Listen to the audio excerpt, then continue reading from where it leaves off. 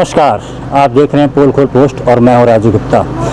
आज हम मौजूद हैं सियावल विधानसभा में। जैसा कि हमने आपको कल अपडेट बताया था अपने एक न्यूज़ चलाई थी पोर्टल पे कि मध्य प्रदेश के पंचायत एवं ग्रामीण विकास मंत्री, पूर्व मंत्री जो हैं, अपने विधानसभा क्षेत्र में बिजली मुद्दे को लेकर हिनौती ग्राम से अमिलिया विद्युत मंडल तक में पैदल यात्रा निकालेंगे और ज्ञापन सौंपेंगे। जो कटौती चल रही है और ट्रांसफार्मर जले हुए हैं, जिस तरीके से विद्युत मंडल में इस समय पर हाहाकार मचा हुआ है, इसको लेकर वो एक पद यात्रा करके ज्ञापन सौंपने वाले थे। और जैसे ही ये खबर प्रशासन को मालूम हुआ, प्रशासन हाई अलर्ट हो गया।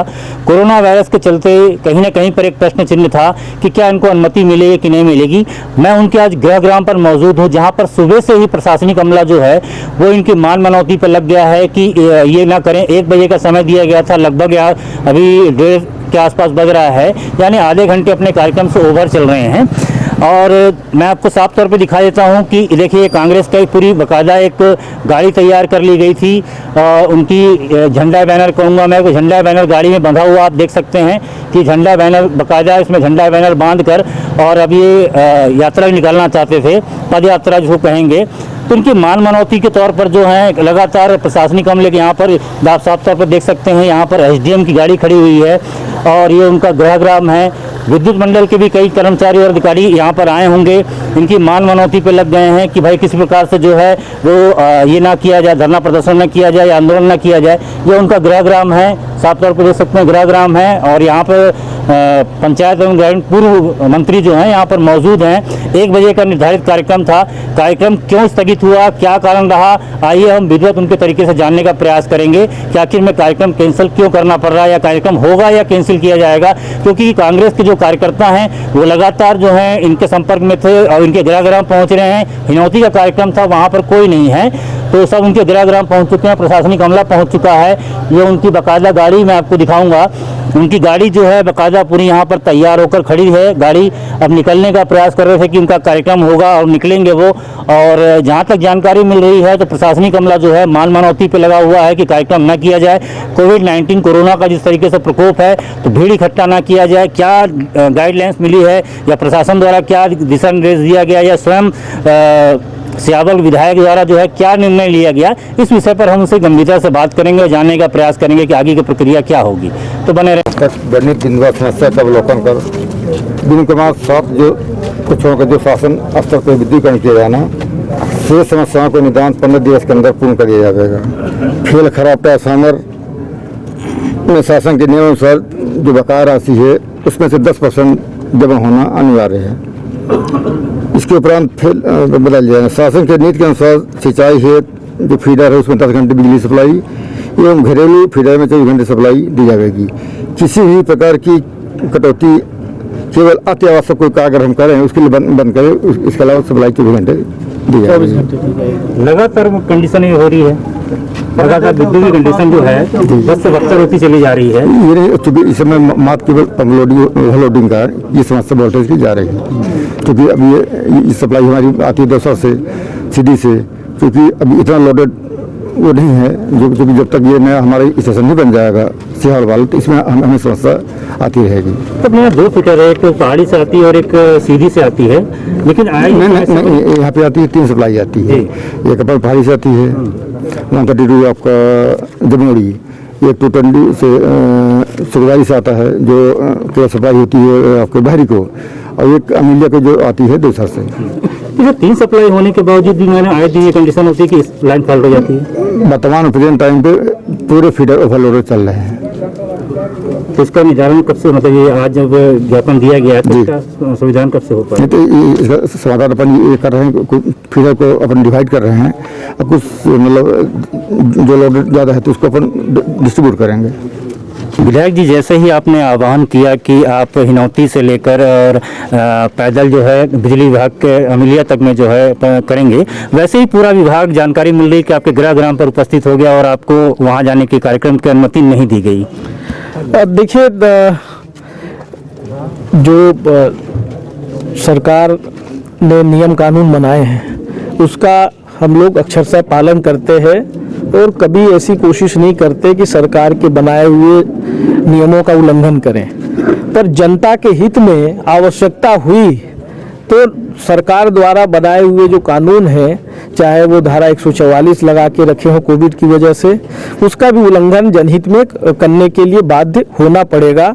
आज क्योंकि एसडीएम साहब और डीएमपी भी सुबह से आके और जो विषय था विद्युत सप्लाई का, जले हुए ट्रांसफार्मर बदलने का, अघोषित कटौती का और कहीं कहीं मेंटेनेंस का भी विषय है और कहीं कहीं जनहानि वगैरह से जो लोग की मृत्यु हुई है, विद्युत से जनहानि हुई है, उनका राहत राशि देने का, ऐसे जो भी महत्वपूर्ण विषय थे उनके बारे में चर्चा हुई है।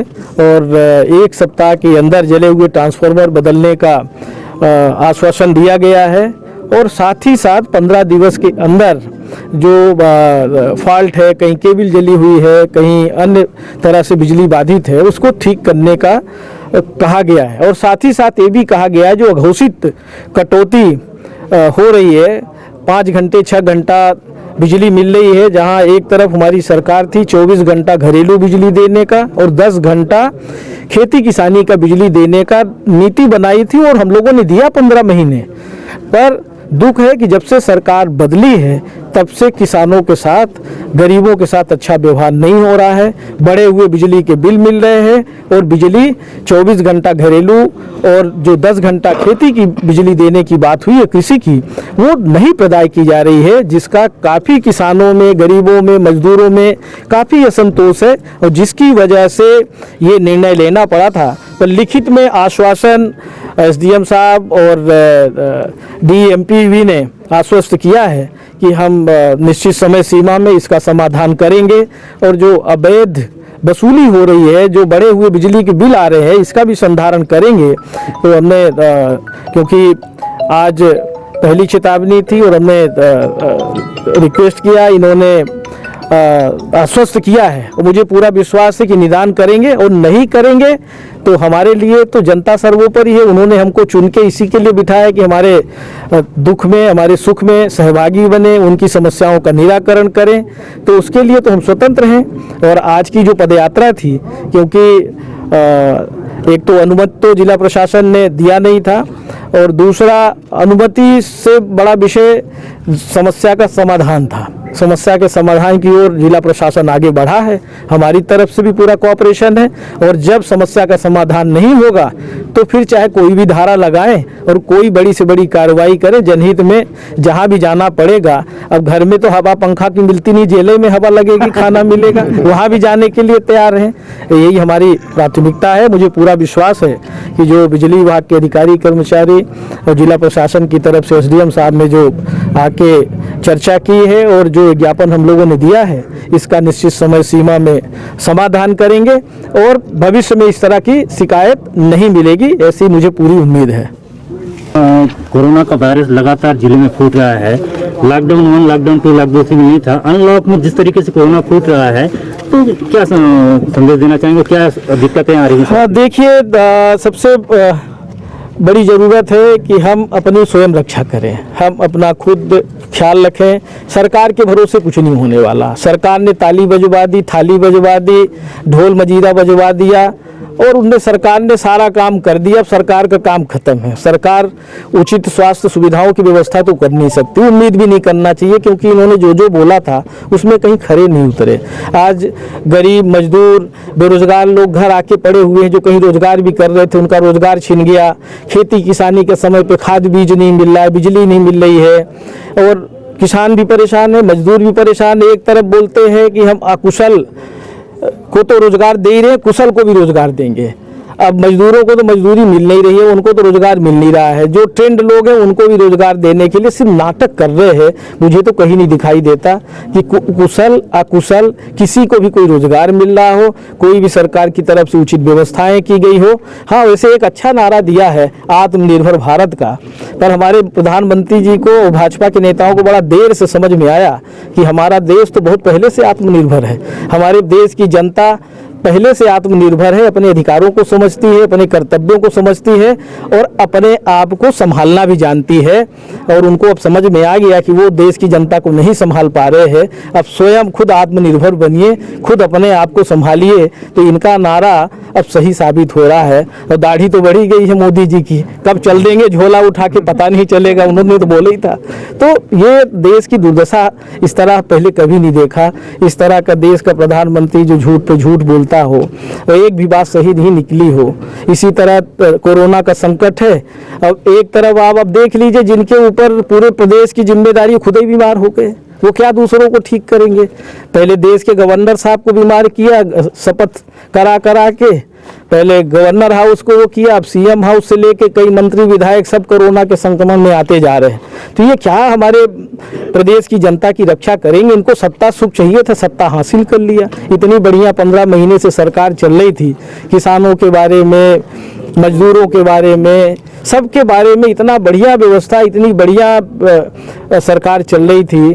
किसानों को बिजली के बिल 1 रुपये 1 यूनिट के हिसाब से आ रहा था। किसान हो, गरीब हो, मजदूर हो, कोई हो, 10 हार्स पावर तक बिजली का बिल आधा करने का काम किया था हमारी सरकार ने। 51,000 रुपये कन्या विवाह का किया, पेंशन बढ़ा के 300 से 600 कर दिया।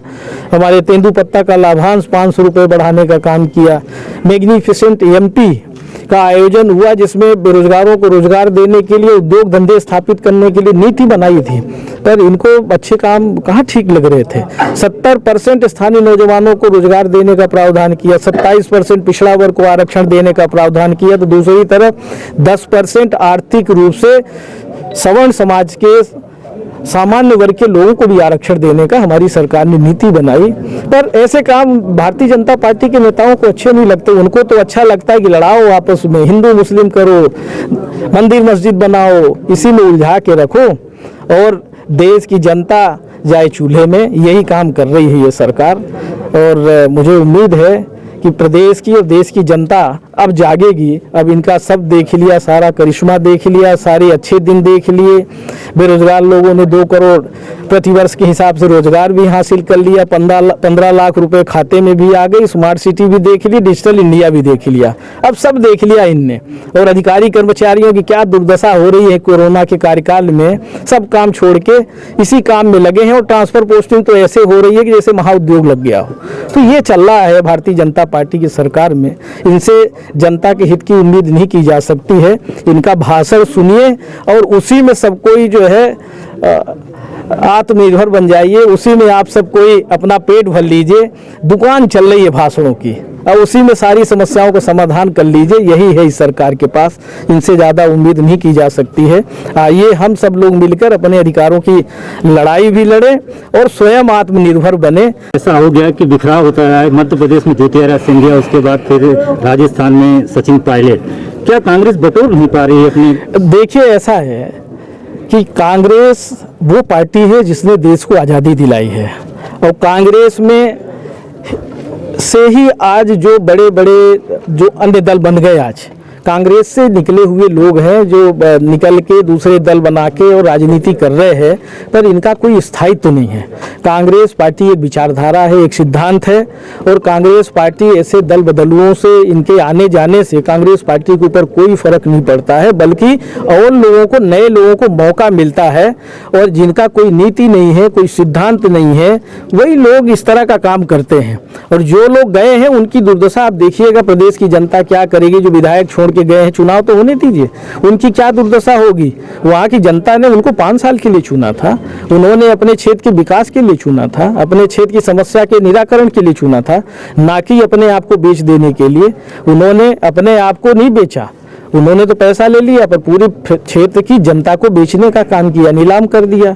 इसके लिए थोड़ी चुन के भेजा था। तो ऐसे लोगों को प्रदेश की जनता, देश की जनता कतई बर्दाश्त नहीं करेगी। और ये ऐसे लोग हैं जिस पार्टी ने इनको इतना मान सम्मान दिया, सांसद, विधायक, मंत्री सब कुछ बना दिया, देश का, प्रदेश का सब कुछ बना दिया। क्या वहाँ नेता नहीं थे? क्या वहाँ विधायक सांसद के प्रत्याशी नहीं थे? ये कांग्रेस पार्टी की वजह से उनको मान सम्मान मिला था, कोई नाम से नहीं मिला था। अलग नाम करके चल रहे तो पता चल जाएगा कितने पानी में है, और वो समय आएगा और फिर बात करेंगे। देखिए सर, हमारे साथ में जुड़े हुए थे पंचायत एवं पूर्व पंचायत एवं ग्रामीण विकास मंत्री, जिन्होंने एक एक पहलू एक एक मुद्दे पे साफ तौर पर हमसे बात की और आपके सवालों का जवाब भी दिया। मेन मुद्दा बिजली विभाग का जो उनका धरना प्रदर्शन का था, धरना प्रदर्शन के लिए बिजली विभाग पर इन्होंने आह्वान किया था कि हमारी पदयात्रा निकलेगी, लेकिन प्रशासन जो है कोरोना की वजह से हाई अलर्ट हुआ और उनके ग्राम पे सवेरे से ही डेरा बना लिया था और सवेरे से समझाइश चल रही थी। समझाइश चलने के बाद विद्युत विभाग के कर्मचारी, एसडीएम और तमाम जो विभागीय अधिकारी होते हैं वो मौजूद हुए और समझाइश हुई और यहाँ पर वो ज्ञापन दिए। ज्ञापन देने के माध्यम से 7 दिन के अंदर में सारी विद्युत की जो सप्लाई कमियां हैं वो पूरी हो जाएंगी, साफ तौर पर उनका कहना ये है। अब देखना दिलचस्प होगा कि आगे की प्रक्रिया क्या होती है, क्या बिजली विभाग अपनी जो इनकी मांग है उनको पूरी कर पाता है या महज खाना पूर्ति ही रह जाती है, देखना दिलचस्प होगा। जिले से मैं राजू गुप्ता, कैमरामैन राज भौर के साथ। Welcome to Raj tasty bite, a bakery hub जहां उपलब्ध है variety of cake, chocolate, pastry, snacks और सभी डेकोरेटिव आइटम जो आपकी पार्टी को बनाए और भी मजेदार। और हाँ, हम केक बनाते हैं आपकी पसंद का, आपके हिसाब से। तो आज हमसे कांटेक्ट करें near bus stand, main market, Singrauli. Contact number 8103337902 7489673949। और हाँ, हमारे चैनल को सब्सक्राइब करें, घंटी का बटन दबाना न भूलें, जिससे नई अपडेट आपको समय समय पर मिल सके।